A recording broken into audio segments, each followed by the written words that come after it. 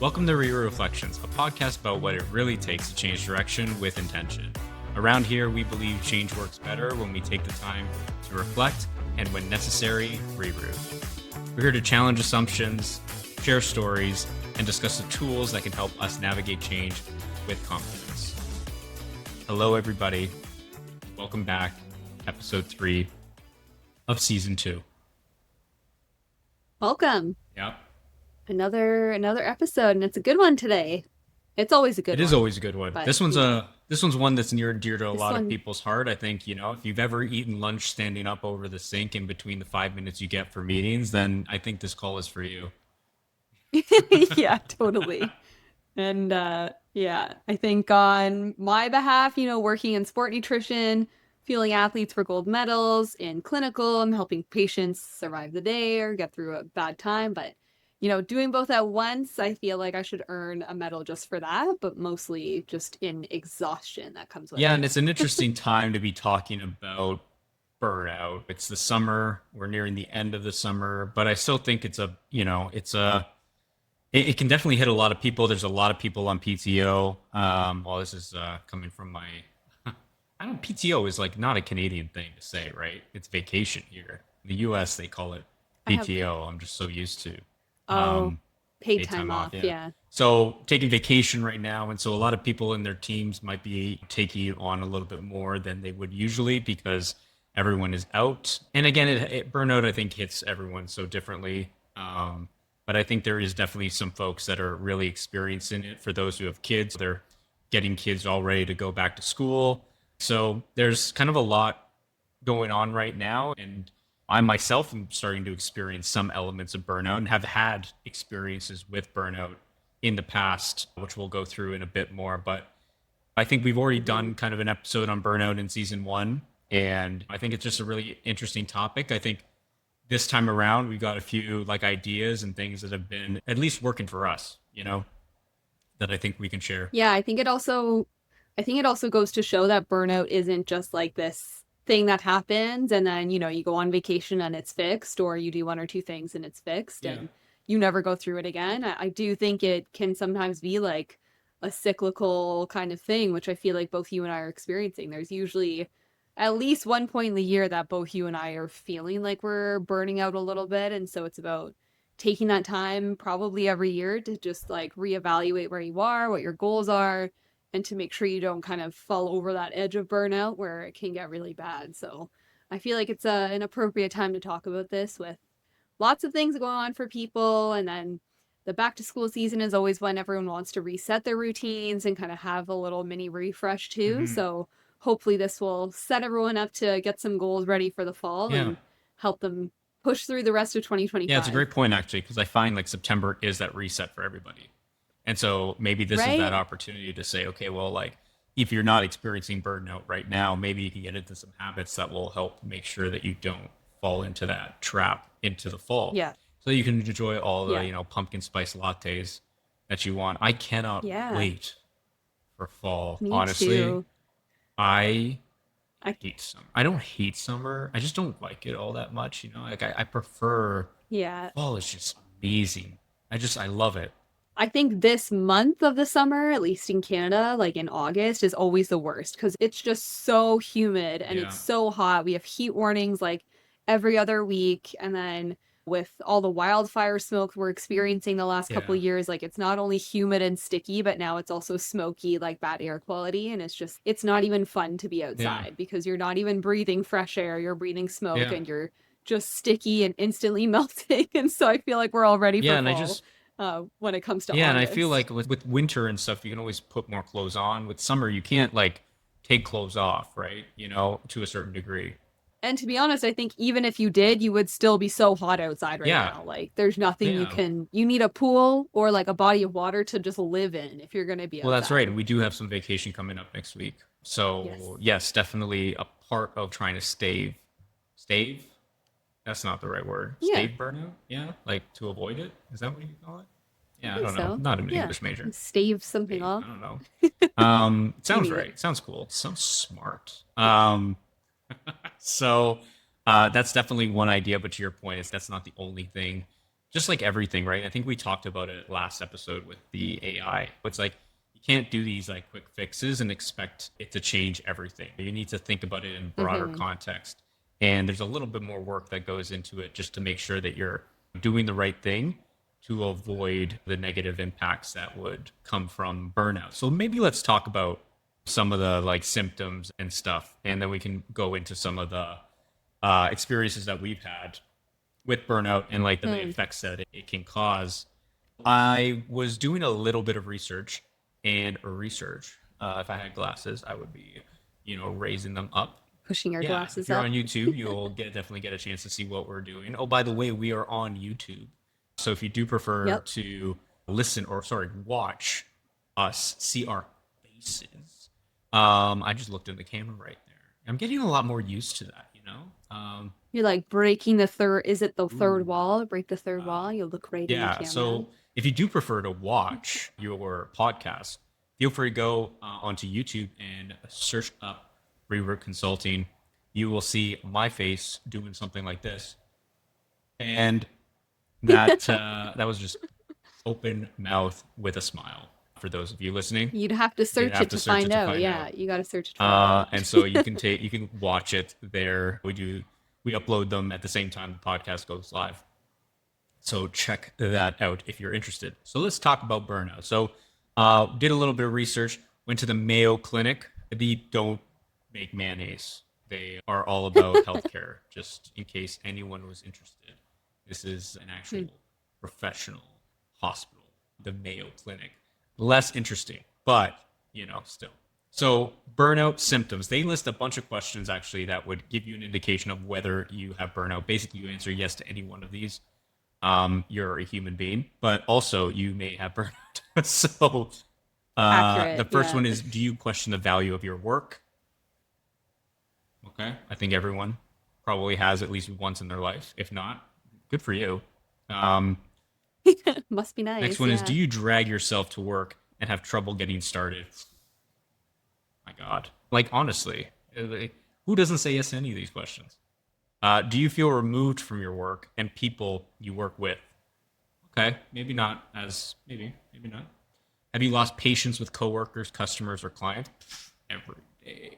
I mean, I love you guys. You guys are the best. Right. Maybe not in front of their Yeah, I faces. mean, come on, every day, every day. Do you like energy to do your job well? Okay. Is it hard to focus on your job? Da da da da. There's a bunch of them here, but I think you get the Hmm. gist. So yeah, you answer any of those as yes, you might be experiencing burnout. Now, um, I think one of the causes of burnout, there's like a ton of them, but you know, you're at least for me anyway, and it sounds like from what I'm reading here, like it seems like it happens to a lot of people. For me, it's like you get very like angry, irritable, frustrated. Your window to be able to tolerate people just in general starts to shrink. It starts to close. So what you could typically handle in terms of pushback or resistance, and in the work that I do is change, and you probably yourself in managing people's change and them not listening to any word that you have to say. It's like your ability to like tolerate that without snapping, basically, to put it simply, starts to drop or Hmm. starts to decrease. And as a professional for you who has patients and for me who has clients, that could be really detrimental to your image, to your Hmm. brand, and just to your relationships with the people that you work with. It can cause like detrimental damage, and it kind of did in one of my cases that we'll talk about in a second. But these are really significant. It can also have like really negative consequences that go beyond work, right? It can increase your use of alcohol, substance abuse with marijuana. I think I'm pronouncing that right. So, marijuana, if it's legal, guys, come on. Now that it's In legal in Canada, yeah. Canada, yeah. I think we've seen a lot Yeah, more. and it can have serious effects on your heart. Your heart. No. So, high blood pressure, type 2 diabetes, heart disease, all the bad things. And it increases your likelihood of getting sick, actually. Yeah, like Hmm. that's, yeah, no bueno. Um, No bueno. so, there's a lot of factors that can help you avoid it. I think it really comes down to just not being able to, or feeling like you're not able to, like, take control and set the boundaries in your life and really prioritize what is important to you and deprioritize what is not. And so I love Mhm. this topic. I love talking about it. Honestly, if I think if I was like a researcher at my PhD, I would do it in like in this, you know, In in like burnout. burnout. Yeah, Yeah. just like trying to figure out what I- works and what doesn't. Yeah. I think it's interesting too because it shows up for people differently as well. Like I think for you, you mentioned, irritability, becoming angry more quickly, kind of like those mood Hmm. changes, or like being on the verge of like snapping with people like more often when that window of tolerance becomes Yeah. smaller. But I know like for me, I feel like when I'm experiencing burnout, it's more of just like an extreme like fatigue or mental exhaustion that comes with it. And so I feel like I'm like almost on the other side of the spectrum. Like instead of becoming more angry or more quick to jump in and bite someone's head off, I'm the opposite end where I just start to care less and I'm like, Hmm. yeah, whatever. I don't have the capacity for this right now. Or I'm exhausted. I come home from work and I go straight to bed because I just can't even handle thinking anything else for the day. Yeah. And so I think it's also just a really interesting topic because similar to any mental health struggles, right? Like it can show up as something so individual for each Hmm. person and so it's good to talk about Yeah. because maybe some people will relate to either end of how we react, maybe some people will have a different experience, but the more we talk about it, I think the easier it is for people to identify when it's becoming a problem for them, Yeah. right? And hopefully we'll also share some ideas and you'll have some inspiration for the end of the episode with what to do, what to prevent it, how to help yourself get out of it and stuff like that. Yeah. So, It's a great point. I do definitely err on the side of like, getting frustrated, and that's just not really good. But there's definitely that element of feeling drained. You're just like, I give up. And for me, that's like, these are all things that you can't do as a change manager. You can't give up. You can't like fight the resistance that you get, because all mhm. of that is gold, right? Like the resistance, there's gold in that. And you don't want to prevent people from doing that by snapping at them when they're like, oh, I don't agree with your approach. And you're like, well, forget you then. Yeah. You got to take that and be like, yeah, I understand. It totally makes sense. You got to be empathetic. But sometimes when you're experiencing burnout, I think as a change professional and anyone who's doing change of any sort, I think it's really detrimental to your abilities. And the interesting thing Mhm. about burnout, and I think one of the myths we talked about, one of them already around take vacation, it'll cure you, is definitely a myth. The other one is it is just for people who, can't hack it, can't take whatever they got to do. Yeah, can't handle the stress or But it's whatever. complete opposite. It really only plagues those who are top performers, and that kind of makes sense. People who are Mhm. underperforming obviously never get burnout because they don't do what they need to do. It's the people that go above and Yeah. beyond constantly that are burnt out because they're exhausted, right? I'm sure Yeah. people who underperform are burnt out, but that's just sad.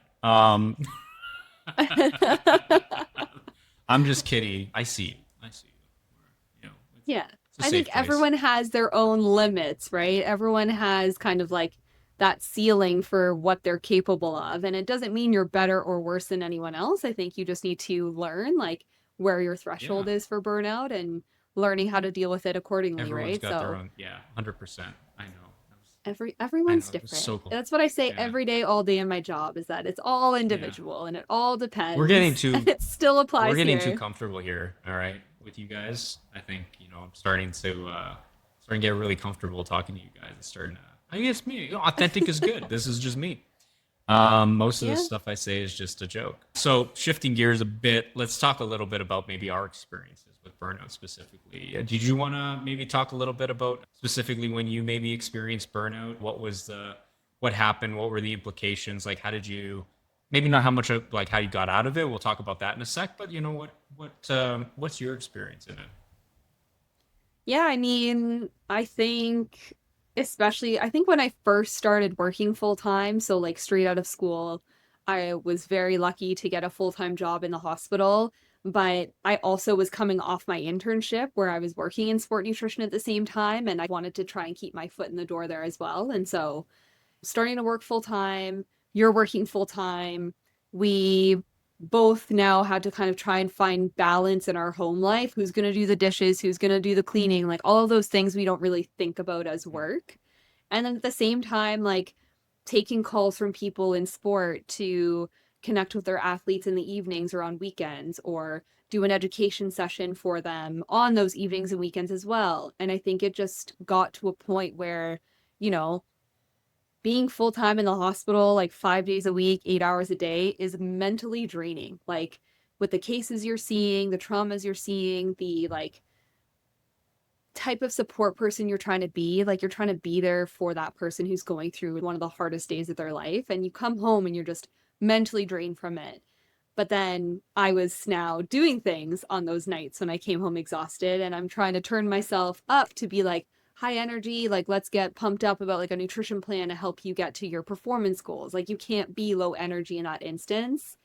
And so I think after my contract was coming to an end after that year and having balanced all these things, and I feel like home life was becoming extremely hard because we had also gotten our dog in that time. And it was like balancing all these new things at the same time. I think I was definitely feeling burned out at the end of it. And so, to be honest, I was kind of grateful that that contract was coming up because I was looking forward to some time off to kind of reset, reevaluate where I wanted to be. Again, I was like very fortunate that I was able to stay on as a casual dietitian. So I kind of made, well, I guess we'll talk about what we did to help resolve the Yeah, you know what burnout I'm thinking after. about But it. Maybe I, just throw it in there and then we can sum it up at the end. Yeah. right? Yeah, so I think when I realized I could stay casual and I could also start to pick up more opportunities that were coming at me from sport nutrition, I thought to myself, maybe for the summer, focusing more on sport nutrition work will be not as heavy, a little bit mentally a little bit easier where I'm not seeing these like terrible cases every day. I'm working with people in like their peak health, peak performance.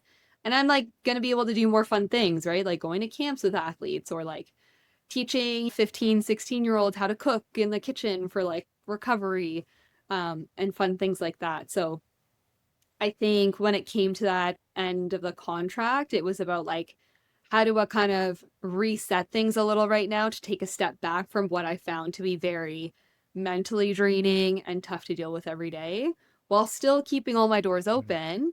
And at the same time, having a little bit more flexibility to also focus on everything at home because you were also working a ton at the same time. So, with me being casual and kind of like part time, verging on full time with sport nutrition, it still gave me a lot of flexibility in the week to take care of Luna and the cats and get all the household things done through the week and not feel like I was like exhausted every single day. So, I feel like that was a big part of it. Yeah.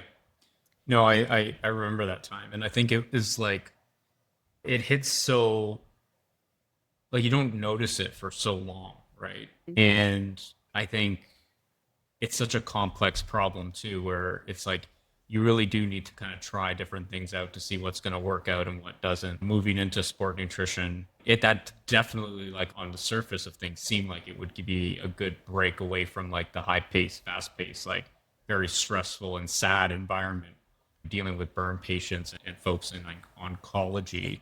You know, on paper that seems right, but maybe that wouldn't have been enough, right? And so trying different things, and maybe we needed to get like a dog walker, or Mm-hmm. maybe we had to hire like somebody to come in or to do some of the house cleaning or something. And there's always like things that you need to kind of try and see whether, hey, is this going to work, or maybe it doesn't. And so that's kind of daunting, right? To be able to do because you're always looking for a quick fix. Yeah, and it's kind of funny now because I mean, now we're at the end of the summer and I've spent the summer just picking up casual shifts at the hospital. But I feel like I've kind of gone way to the other end now of like doing so much in sport nutrition that I haven't had like a day off in 3 weeks. Like I think my first day off was this past Sunday. It's Tuesday today. And I don't think I even realized because I was the person this summer saying yes to everything, like yes to any sport who wanted my support, yes to any athletes through the Canadian Sport Institute who were looking for just one-on-ones, like yes to education sessions, yes to testing weekends, like yes to everything. And I think I think in the last 4 weeks, it's all kind of come to its peak where I didn't realize I had booked all these things at the same time, including hospital coverage. And so I've just been so busy every single day, like 12-hour days, nonstop, wake up, sunrise to sunset, I'm working. And so it's funny now that we're recording this episode because I do actually feel like I'm a little bit on the verge of that burnout again, where I'm not giving myself any days off and I'm not taking time for me. And luckily, I've kind of ended, I think, that like hot streak of everything happening at once. Like there's a few more things I've got kind of teed up for the rest of the summer, but like I've got days off in Hmm. between, which I know are guaranteed. So I think we'll talk about some tactics to help prevent any additional burnout so I can try and like take advantage of this time as well before things probably get hectic again Yeah, no, in another month or 2 months or whatever. it's So true. Like you're kind of in this space now, which is very similar to the space that I'm in as a consultant, where you're picking up engagements here and there as they come. And it's really hard to say no because you've been in situations where you don't have work coming through the door and you're desperately mhm. trying to find something. And I think with the uncertainty in the economy, at least last year, it was definitely more difficult for me to find new opportunities. And so ever since then, I feel like anytime somebody comes to me and is like, "Hey, are you available for this?" And even though I'm already billing like 60 More than full time. hours already, I'm like, yeah, let's like talk through some ideas, right? Do I need to bring somebody on board to help support the overage? Can I find a way to do this part time still and just see what happens? And I think I've gotten to the place now where I feel like and I'm coming up to the end of one of my contracts, the end of this week, and it was for about 2 months. And I'm definitely at that point where I was like, wow, okay, it was a lot. It was Uh, 80 hours yeah. a week on average. It's been for the last, let's say, 2 months. Yeah, it would have been 2 months, right? So Yeah. around 7, 8 weeks. So one of Mhm. the things that I started doing because I bill time, so I track my time, I track every hour I work. I started tracking like every hour that I work on the business on Reroute, which is something that I only started doing this summer. And it gave me a real clear indication because essentially I was just billing time for, let's say, 40, 50 hours a week. It's like, oh, 40, 50 hours, like Hmm. not terrible. That's pretty average. But you're not factoring in like the bookkeeping that needs to be done, the business development stuff that you need to be doing now, the podcasts and the articles and all of these other things. And so you kind of are underestimating how much time you're putting into the business and or just in general for work. And I got to Mhm. the place where I was like, okay, well, this is like I'm at capacity here. And, Yeah. it took me, you kind of need to figure that out too. What is your capacity look like? Is that 60 hours a week of work? And then you've got all the other time for family or friends or whatever. And that's going to vary depending on who you are. And then really trying to get a sense of like how long are these certain things going to take. And then that will help you prioritize like what needs to happen when and start to schedule and block time out. And these are all a bunch of tactics that we've used, which we'll go over in a bit. But I want to maybe share a little bit about kind of my experience with burnout, unless you had anything else you wanted to add. No? No, go ahead. Yeah. So my burnout experience happened as I was with the bank just before I left, actually. And pre-COVID. Pre-COVID. Or was it? Well, no, it was It was post-COVID, pre-COVID, actually. wasn't it? Yeah, it was post-COVID. Yeah, it was like 2020. It Dang. was just before I started Reroute. Um, So I guess like 4 years ago. yeah, So we were kind of like in the midst of the pandemic still. I guess on like that weird time we were kind of coming out yeah. of, I but feel not like I need to go really. to like Yeah. LinkedIn to actually see the time and What the timeline specifically, is. yeah, because I feel like everything that's happened after and pre-COVID is kind of a blur. But It is all blurry, yeah, yeah. so essentially it happened around like I would say around like the fall of 2021, right? And it was like slowly creeping up, you know. For those of you who listened to the season one of the podcast, you would know that Becca and I were going through a lot of personal challenges in around that time. And Mhm. so it was building up since then. And work was definitely something I didn't find a lot of value in the role that I was in. And even though I kind of was, and it was just like I don't, it wasn't. It's tough. It was like I wasn't. It's not that I wasn't challenged or I wasn't busy. I just I felt like I could. It just like wasn't what I envisioned, not what I wanted. It was a lot of the same old stuff that I was doing, and I just wasn't I think it's like challenged. that first question. I think it's like that first question you asked about Yeah, burnout, like seeing the value in the work you were doing. I think you were already at that point of yeah, not understanding what the value was with where you were right now, yeah. and you wanted something that felt more Yeah, valuable. and I mean, it was also the stakeholders I worked with like showed very little respect for me and my team, and it was a constant belittling and elements of like it wasn't, it just yeah, it was just not a fun time. And obviously, it was COVID, and Mhm. so people were kind of all over the place, and they were dealing with their own problems. But I was just like man, not happy, right? And I was struggling with a lot of stuff personally. I was battling a bit with depression and anxiety, which I know a lot of people think like burnout and depression are very linked, but it's not the same thing. It's like it's very different, right?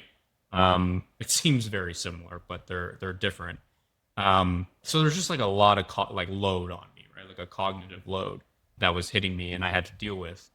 And at that time, I was like, well, I'm not happy with my job. So obviously, what I got to do is move on to another job. Yeah.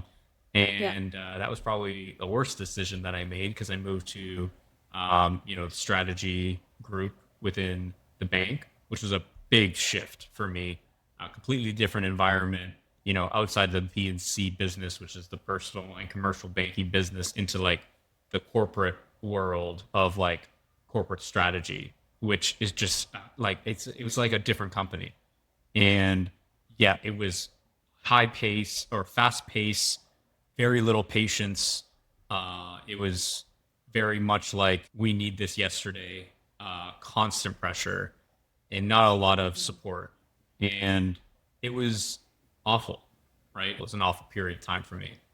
And it got to the place where one thing led after another. My window, started to slowly and slowly drop. And there were times where I lost it. You know, I was upset. I would get angry at people. I would snap.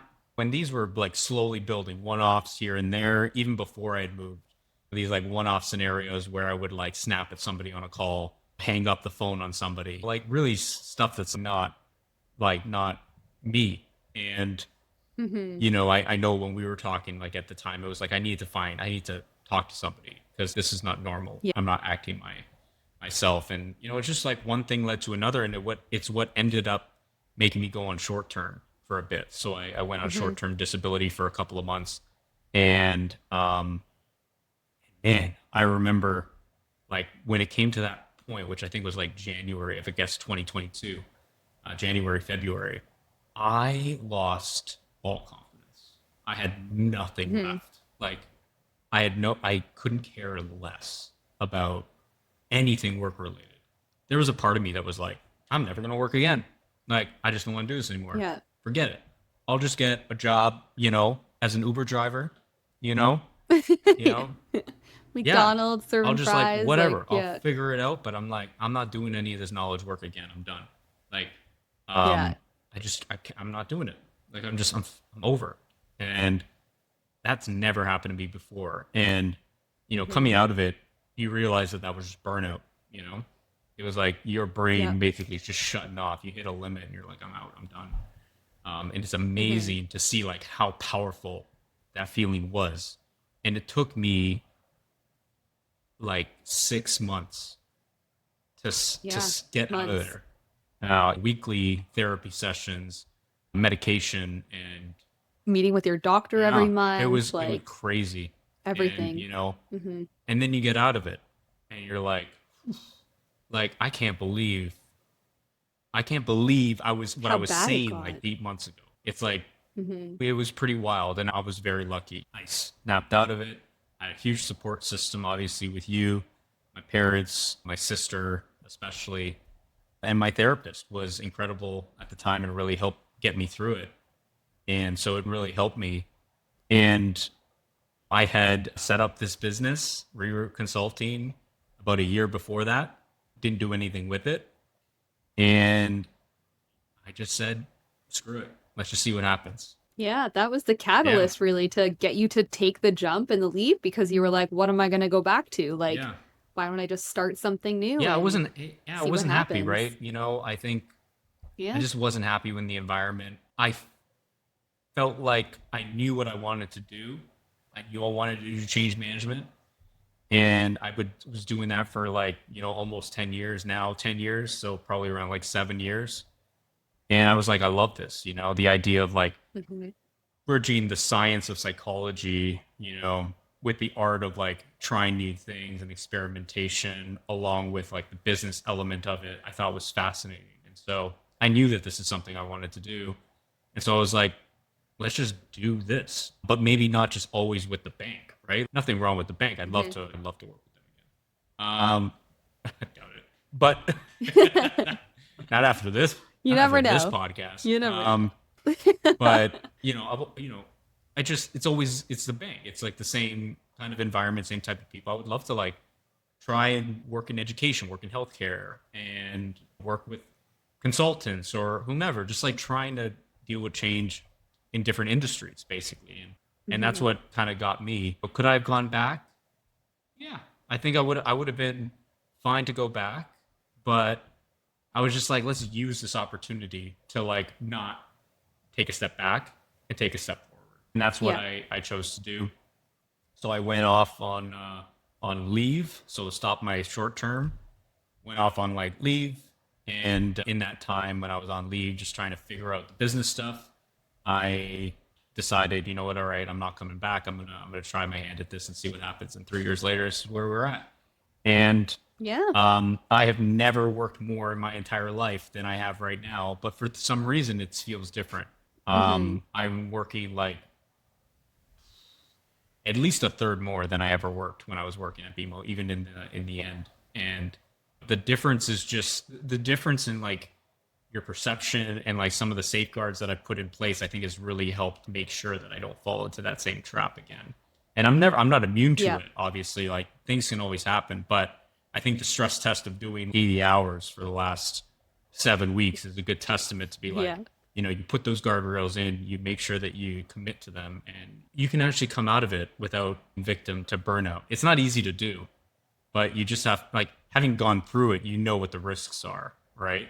You Hmm. know, like once you get into that space, there's going to be a 6 month window of you not being you basically being a shell of you, and you just don't want to get to that point. Yeah. And I think hopefully today we'll kind of talk about what we've learned from those experiences and how to prevent it from getting to that point. Because, I mean, having not even experienced that level of burnout, but having seen you go through it, like, you don't want to get to that point because it's devastating to see someone that you love go through that and it 100% like just wasn't you at the time. And of course, like you got the help you needed, and we were all supportive of you with what you had to do. And I think having seen you go through that, though, was part of the reason why I was like, you need to take a leap of faith in yourself at this point to like get your confidence back and like start doing something that we know you're going to love instead of going back to an organization or a job that we know you didn't really love. And maybe it was kind of masked because of the burnout and we weren't sure if you would love it or not. But I was like, having seen you go through that, let's just take a chance and go for it, right? Like make your goals, set everything up for success and see what happens. And I feel like you haven't regretted a day since Yeah, I then. mean, Because 100%, right? I mean, yeah, there was definitely elements of the burnout that was probably clouding my judgment, but I'm sorry, as a senior manager, I shouldn't be copying content from an image of a table into Excel for somebody. Like that just doesn't seem like yeah. something that I want to do. Sorry, not sorry. So I Yeah. think at the end of the day, it's like it's really important to just understand like what you're and just like honestly, you got to be your advocate. You got to be the one to like say Yeah. no and make the tough decisions. Not everyone has the same ability to make tough decisions like that. But at the end of the day, it's all about what you prioritize in life, right? For me, I Hmm. prioritize my mental health over work. That's it. Yeah. That just it's full stop for me. Other people might not, and that's totally fine. You're not wrong for doing it a different way. I'm not wrong for doing it my way. So I think Hmm. understanding and being mindful of that, what's going on with you and around you, without being judgmental about it. Because like at the end of the day, it's not because you're weak or whatever it is. It's just that's who you are. And you just need to be Yeah. aware of that. And that's going to help you make decisions. And I think that's like the first thing that I think helped me was like therapy and the element of Hmm. mindfulness. Now, I'm not like mindfulness is not, meditating, although that's very helpful. And I did a lot of that while I was on short term. And I wish I do more of it now. There's no excuse. I don't have excuse for a lot of things. I just don't do a lot of things. Yeah. But I should. I should stretch more. I should read more, all these things, but I don't. Yeah. But meditating is one of them. But I'm talking mindfulness, the idea of like really trying to become aware of what it is that is going on inside of you, and that it also Hmm. includes how you react to other people around you and also what's happening around you. And you're just trying to be non-judgmental about how you react. I will tell you, I am nowhere near being a pro at this. It is a work in progress. I've been working on it for 3+ years, and I'm still not even close, but I'm getting better, right? And it's the Hmm. non-judgmental part that I struggle with. Yeah. And I think from like my perspective, it's like that self-awareness piece. So like you said, like starting to learn like maybe what some triggers are for you that will trigger you to feel stressed out or frustrated in a situation, or even just learning to like understand where other people are coming from. So if someone else is reacting towards you in a very frustrated manner or they're coming across rude, being able to like take a step back to say, I don't think this actually has anything to do with them not liking me or anything to do with me. It's probably that they have XYZ happening at home, Yeah. right? And they also could be experiencing some piece of burnout or just being overly stressed about work. I think we can all understand our coworkers, like if we're feeling stressed out about things, I'm sure they are too. And then add on top if they have kids or they have pets or they have, sick parents or something at home too that's adding additional stress. I think it's starting to just come to people with like that sense of Mm. empathy and giving that same empathy to yourself. Yeah. So like learning what your window of tolerance is, I guess. I feel like we've said that a couple times, but for you, like right now working 80 hours a week, like yes, it's a lot, but it's something that you can handle. Whereas I've learned for me, like maybe that's not for me. Like I think if I had to work 80 hours a week for 2 months in a row, I'd be dead. Like I'd be like a zombie. But, even with the last 3 weeks, working like 60 hours a week sometime is kind of where my max is Mm. at. And I think moving forward, I'd rather have a max of maybe like 50 hours a week at the most, I think is kind of where my limit is. And just learning where to kind of set that threshold for yourself. Mm. And it doesn't mean that, you know, anyone's better or worse because they can work longer hours or whatever. It's just like, Yeah. this is what I need as an individual. That's what you need as an individual.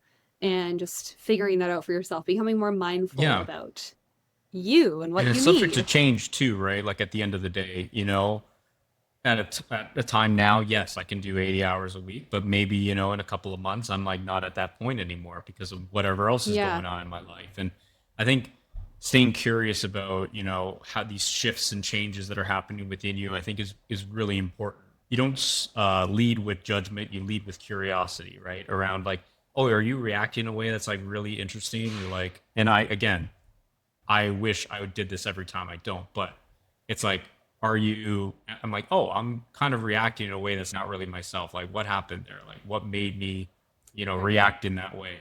And trying to like really step back and think about what came up for me then, and you'll learn a lot about yourself. People think, and myself included, that you're an expert in yourself.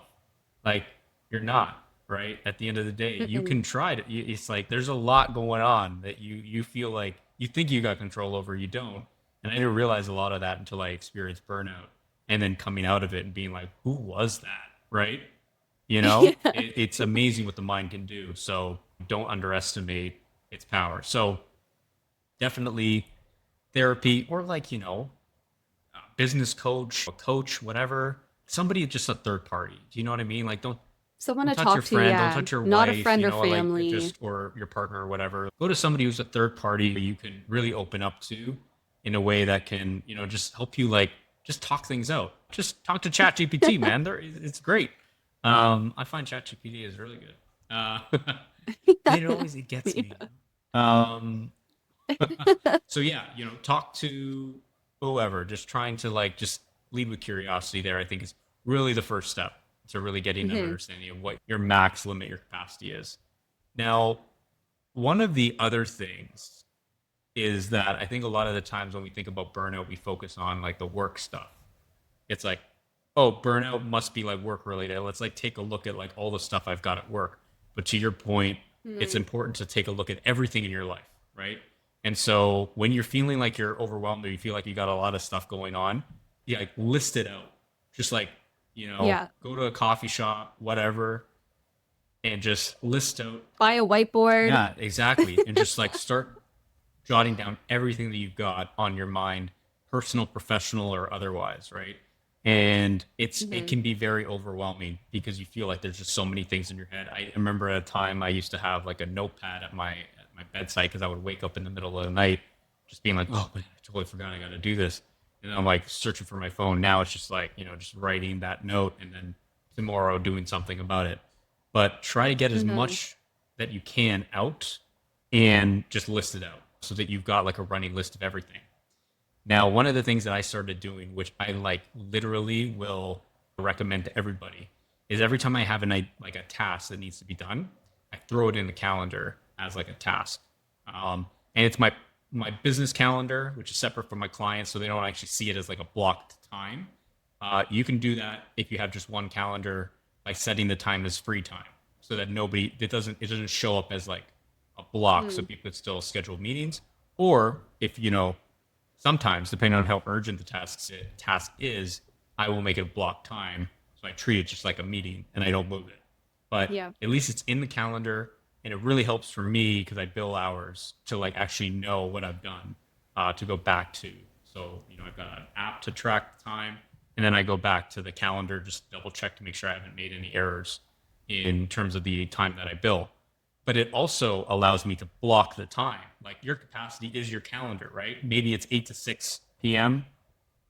Maybe it's longer than that. Maybe it's shorter, but you got that window. And so you got to book stuff in there. And that's what you should be doing. And it should not just include your business stuff, it should include your personal. So for me, I put the gym in there. Yes. The gym is always in there. I block it. Walking Yeah, I block Luna. time to go walk Luna, like, and these are things that you treat just as important as you would a meeting, right? Sure, things will Hmm. come up. You'll have to move it because it's an important meeting that they need you on. Sure, move it, but that's an exception, not the rule, right? And Yeah. it's not easy to do, right? To say no, but you got to make that choice. If this is something that's important to you and you want to avoid burnout, I'm not saying that you take that one meeting you're going to burn out. I'm just saying like it's an exception, not the rule. And but Yeah. honestly, doing that has really helped because and I do it like the Sunday before the week starts or as early as I can. As soon as I know something, I'll throw it into the calendar for that week, and then somebody will be like, "Hey, do you have time end of this week?" I'll take a look and I'll be like, "I don't like actually have time," Yeah. or "I do." And that just really helps because you get these requests all the time. And it's really hard for you to think like, oh wait, did I? Is it on my which list is that on? Put it in your calendar. Honestly, it makes the world of a difference. Yeah. I totally live by the same rules now. I think with having my jobs kind of spread out and I'm in so many different pots, I guess you could say, where I'm in hospital, I'm doing sport nutrition, I'm doing different kinds of sport nutrition work, like supporting different like organizations. And then I'm also kind of taking on some more private practice clients right now too. I think having everything organized in my calendar to say these blocks are for like, this meeting or for like this time to set up private practice stuff or this day is just in hospital. And then, like you said, using that to help me know where to bill my time, but also taking time to put in those personal blocks. So, Mm-hmm. like, for example, I will always in the morning block some time to walk Luna for like an hour, even if I only go for half an hour with her. Especially right now in the summer, it's hot. So I feel like I need the extra time before and after to just like cool down before I jump into a meeting and I'm like all sweaty and red. Um, and then, like you said as well, treating it like you would with a client or a patient. So, even recently, sometimes I'll get requests to just hop on a quick phone call to talk about like the next nutrition session that's coming up. And it could be easy for me to say, oh, yeah, I'm available like while I drive home. But then if I've finished a long day at the hospital, I usually take that hour-long drive at home to just like decompress. There's days where like I just go drive home in silence Mhm. and I just need to shut off my brain. But being okay with saying no and like offering an alternative at least. So I might be saying like, no, I can't meet today because I'm driving home from work right now and then I've got dinner plans. It would also be easy for me to say, oh, I can push dinner a little bit or be late or like whatever. But instead, I'm teaching myself to say, this is when I do have time. Let's do like a 15-minute chat here Mhm. instead to just protect my own mental capacity, right? Because even right now, kind of feeling like on the edge of feeling overwhelmed by things, I think it's important for me to take a step back and be like, I need to really protect my time now more than Mhm. anything. Yeah, I completely agree, and I think if this contract for me was longer than the 2 months, I'd definitely be at a position where I'm like, all right, this is a lot, and I'm Yeah. I'm I think for me going into it, I knew it was going to be a lot, but the fact that there's a time limit to it, and knowing that come, you know, the end of this week, it's done, and Hmm. I think it was an interesting like experiment, really, for me to see is this my max? Is this my capacity? Could I sustain this, and or how long can I sustain that for? And so it's given me a lot of learning, and I think it's just gonna keep making it easier for me to like assess and prioritize and figure out what I can say yes to and what if I say yes to it, what do I got to potentially say no to? And that kind of brings me to that other Yeah. point, which is like this is all great. How do you sustain it in the long term, right? Because the time to do this is like now, so that you don't burn out, and but also Right. it gives you that sense of like organization. Like there's nothing that I feel more like calm by than when I have put like I've summarized my notes for the week. I've summarized like what are the key actions. I figured out like what do I need to achieve and when. So there's like kind of elements of that SMART goal framework in it, right? Making it Hmm. achievable, measurable, saying like this is when I'm going to do it. I'm making it realistic, like by putting in the calendar, I'm saying like I'm going to do this by this time, right? And Yeah. doing all of that, you take that like for me like pages of notes that I've had for the week, and you're like, oh, I'm good. Like that sense of relief that you get to be like, all right, I put it in my calendar, and yes, things shift, right? You move things around, no problem, but it's that block. You know that, and you'll get better at it over time. Like sometimes I would say like, oh, this is going to take me an hour. It takes me 3. And so eventually you Yeah. get better at how long certain things are going to take. So there is a learning curve to it, right? You need to like be aware of how long certain things are going to be, but you take that block and that 3-hour block, you're moving it to a place that has a 3-hour slot. You don't have a 3-hour slot available. Now it's prioritization activity. Say, do I got to move something else out that makes up 3 hours so I can do this task? Or Hmm. am I shifting it out to a week when I've got some space? That's kind of what you're Yeah. you're doing constantly. Yeah. And I think the key is like moving it and not just like deleting it and saying it like I'll just write it on my list again and get to it some other Mhm. point. Like if it's in your calendar, it's in your calendar. You shouldn't be deleting anything. You should find somewhere like where can I shift it next? Where have I got time? Even if that means moving it next week or the week after. But I think people can fall into that trap of saying, "Oh, I don't have time for it this week. I'll just delete it and I'll just remember to do it Mhm. later." Right? Yeah. And then again, it's starting to build up in their mind all this like mini to-do list of like what to do next, Mhm. and it starts to get overwhelming, and then you need to go through the process of like writing everything down again and putting it in your calendar Mhm. somewhere. So I think that's a key point with Yeah, it very too. true. There'll be times where like I'll like my backlog is almost like my Sundays. And so as things shift, Yeah. I'll like throw stuff to Sunday. Not that I'm gonna do them on Sunday, but that it's like, okay, my week in the calendar starts up again, on the and I'll just throw this here for now and then figure out where to go. And then eventually come near the end of Yeah. the week, I'm like, I see Sunday like triple, quadruple booked, and I'm like, oh my God, this is so really trying to place it in the spot like right away, I think is like really important because it can get overwhelming. But I Hmm. think one of the things that you got me thinking about is, and I do this for change management all the time, is like when I'm on a project, setting at the beginning, like, what are our guiding principles for the project from a change management perspective? What are the things that we are going to do every single time?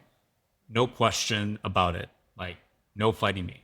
It's like, For example, Mm-hmm. we are going to send communications out to people leaders before we go and send something out to the employees of those people leaders. Has to go to the leaders first. That's a guiding principle. And so I don't care what we're doing, whether we're sending out, something tiny, or like something with a low impact, doesn't matter. Well, okay, whatever. But like, sir, it goes to leaders first, always. Same thing Yeah. with you. It's like I will always dedicate to walking Luna 2 hours a day, right? Like that's your guiding principle. There is nothing that will override that.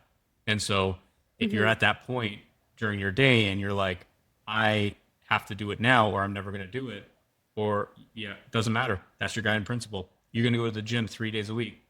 End of the week, you haven't gone to the gym 3 times or you've gone to the gym twice, you got to do it.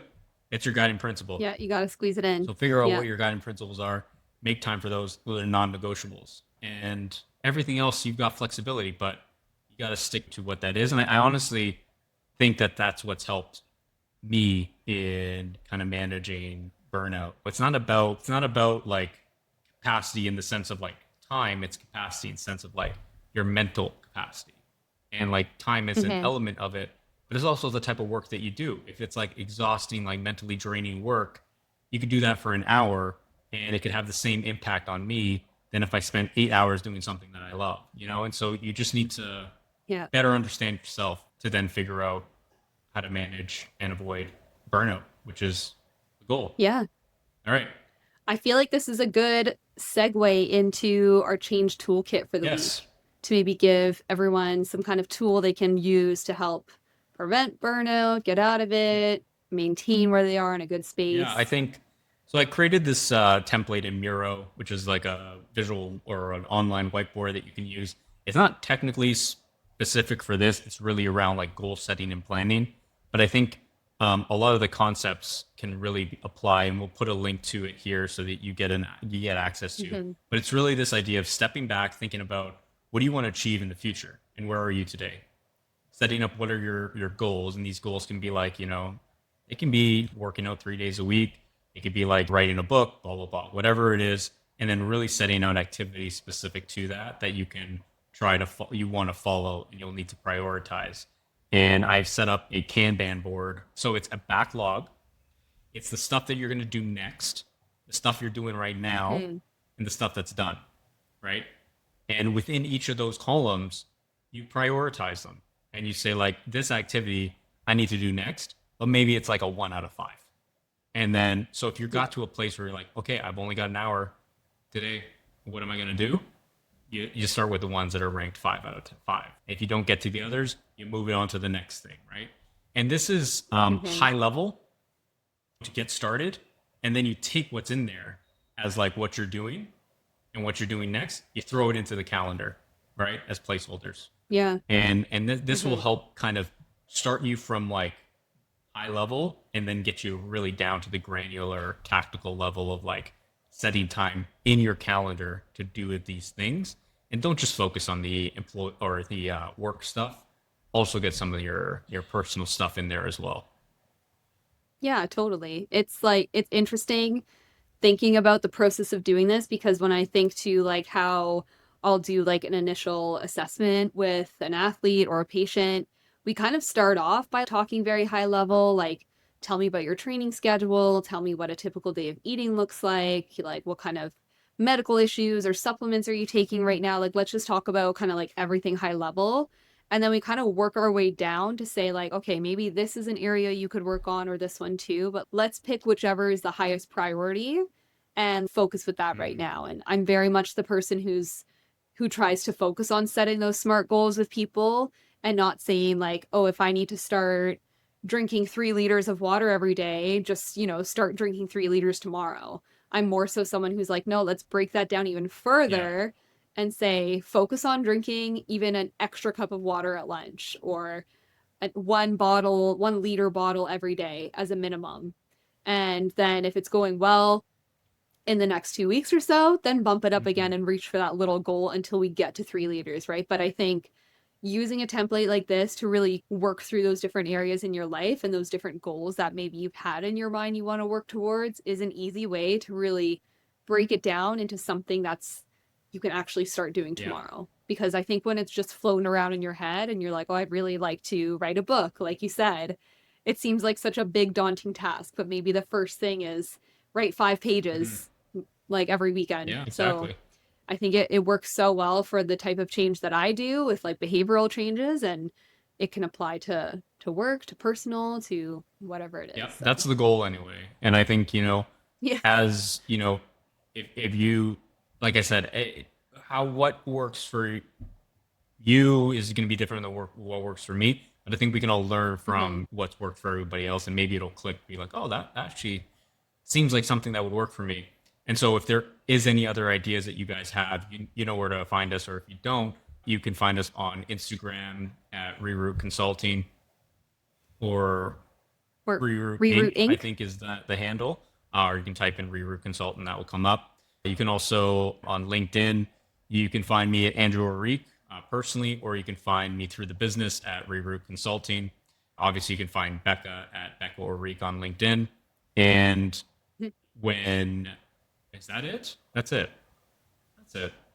And then they Oh, can email me. email That's you if right. you literally just want to Yeah, shoot an email. It's Andrew at that's right. rerouteconsulting.com or Becca at Yeah, would love rerouteconsulting.com. to, hear what you guys have to say on the topic, or if there's any ideas. We may throw that into some of the social posts that we have, or even the newsletter that we come up with on a monthly basis, where we'll provide a little bit more details around how to tackle burnout. But if you have any ideas, would love Mm-hmm. to hear, and you might be added into some of our posts coming up. My favorite segment of the podcast is the change self. So this is where we recommend a book, podcast, article, video, what have you, meme that is related to the topic that we're either listening to right now, reading right now, or have read or have listened to, that we think you might find helpful as you're kind of diving into this topic. So Becca, she's the reader. She's got a few books. Which are they and why? Yeah, so it's interesting when we were brainstorming this episode and thinking about what kind of book to pull off the shelf and recommend. I have read books before about burnout or, sleep hygiene or like all these different things. And none of them, I mean, to be honest, on Goodreads, I gave some of them like a 1-star review. And I was like, I'm not going to talk about that kind of book. But Savage. there is a book that is on my shelf that I want to read right now. So to be fair, I have not read it yet, but it sounds like a good tie into what we're talking about. And it's called The Art of Saying No. And then subtitle is How to Stand Your Ground, Reclaim Your Time and Energy, and Refuse to be Taken for Granted Without Feeling Guilty. The author is Damon Zahariadze. I don't know if I'm saying that Sounds right, right to but me. I'm sure we'll pop up the book on the screen. Um, I think what I really like, what intrigues me about this book is like the actionable things that it can provide to you to help you start learning how to say no. So, I mean, I think when I asked Chat to kind of give me a summary of some of the things, the first one was like learning how to just say no straight up, right? Like, sorry, no, I can't. But then also give a few other ideas. So, like, delaying the response. So, telling people, let me check my schedule, I'll get back to you is an easy way to kind of say no without directly saying Mm-hmm. no, or it like buys you time to think about it. There's like a sandwich technique. So, surrounding your no with positive statements. So, like, I appreciate you thinking of me. Like, unfortunately, I can't commit, but I hope it all goes well. Wow, that actually There's felt like also that would like, work. At first, you said the right? sandwich And I, statement. I was like, oh no, here we go. And I was like, right, with like the feedback, like and sandwich, then when you like, said that, I was like, oh, that no actually didn't feel so bad. it sounds nice. Yeah, and to be fair, like I have used that one before. I think I've started to learn how to say no this summer. And so I think that's why I want to read this I book kind of need myself to is read to this maybe book. My learn God. learn how to be a little bit more confident with it because it's not Yeah. easy. I won't read it, but Um you tell me and about it. I'm sure it'll be good. Yeah. I'll tell you about it. But I think also just like finding what works well for you. Like I feel like that sandwich method would work well for me because I don't like saying no to anything, and I've learned this summer that I've been saying yes too much though. So being able to sandwich it by saying like this sounds like an amazing opportunity. Unfortunately, it's just not the right time for me, Mhm. but good luck. Let me know if I can support in the Yeah, it's really future. hard. Like sounds so much better than just being like, I no, was once in a sorry. relationship with a girl for 6 months, and we didn't say a word to each other face to face. It was Oh after a my week I god. realized, like, no, this is not working out. But I was just like, I just couldn't. I couldn't break up with her. You were No, too real scared story, to man. say I don't know. no. And I was, you know what? You're like, oh, it's so cute. Was he like in kindergarten? I was not in kindergarten. Mm, I was in like grade 9. Okay, yeah. it was I mean, you're pretty still wild. little then. But yeah, it's just Yeah. like I can't say no, and it honestly has not changed. And I think that's a huge component of burnout, right? Is especially as two people who are like professionals working towards like entrepreneurship or kind of like doing our own Mm, thing, it becomes so easy to say yes to everything, especially when we know like the more we say yes, the more money we're yeah, making, exactly. right? But then we're starting to get to that point where we're working like 60, 70 hours a week and we're like, oh my God, this is not Yeah, sustainable. And I think it actually was a quote from the book, but it was like every time you say yes to someone else, you're saying no to yeah, yourself. And I feel like that's like, especially for two people who find taking care of our mental health and our personal life very important, we need to remember that piece where if we're saying yes to something, like what in our personal life is that a no to? yeah. Like we You have have to to. sacrifice it At the somewhere. end of the day, So, it's like, yes, it's more revenue, but there's always a cost. Everything that you do, yeah. right? Just because I Yeah. bill a certain rate per hour, that rate takes into consideration the cost of the software that I use, the equipment that I use, all of that type of stuff is an actual cost. But one of the things it doesn't take into account is the mental cost it's going to have. These Mm-hmm. types of things, human beings and us are like very difficult to quantify. Is like opportunity cost of like, what is this going to do to me long term, right? And so you keep on Yeah. saying yes and yes and yes. It comes to a point where you get those diminishing returns, and that has a huge impact on your brand, your reputation, you know, and your just your ability to be present for the people that matter most, which is family and friends. All of these things are very important. So if you take that client meeting or you take that meeting with your boss, instead of going to the gym, instead of walking, you know, your dog or spending time with your family, there is a cost there. Even though financially it might Mm-hmm. be you're paid for that meeting and you're not paid for hanging out with your partner or going to the gym. There is a cost there. Don't uh, don't underestimate it because it is definitely there, especially if you do that as a rule and not as an exception. Yeah. 100%. Great way to close, I think. I think so Yeah. too. So once again, if you wanted to watch the podcast and see our lovely faces, you can do that on YouTube. Reroute Consulting. We post it at the same time the podcast goes out. We are getting ready to send out our newsletter for September. And so take a look out for that coming up soon. Again, we're going to dive a little bit deeper into the topics of burnout and some other resources and some tips and tricks that we'll include in there. If you have any suggestions on like how you've been able to stay burnout on your end, I'd love to hear it. Again, you can share that on LinkedIn, you can share that on Instagram, or you can just email me directly at andrew@rerouteconsulting.com. I want to thank you all again for listening to us talk about burnout. It's honestly, I feel like a topic we're going to include in every season because it's Yeah. super important. And I don't think it's going anywhere. So once again, we appreciate the time that you spend with us. And until next month, don't be afraid to reroute. Bye. Bye.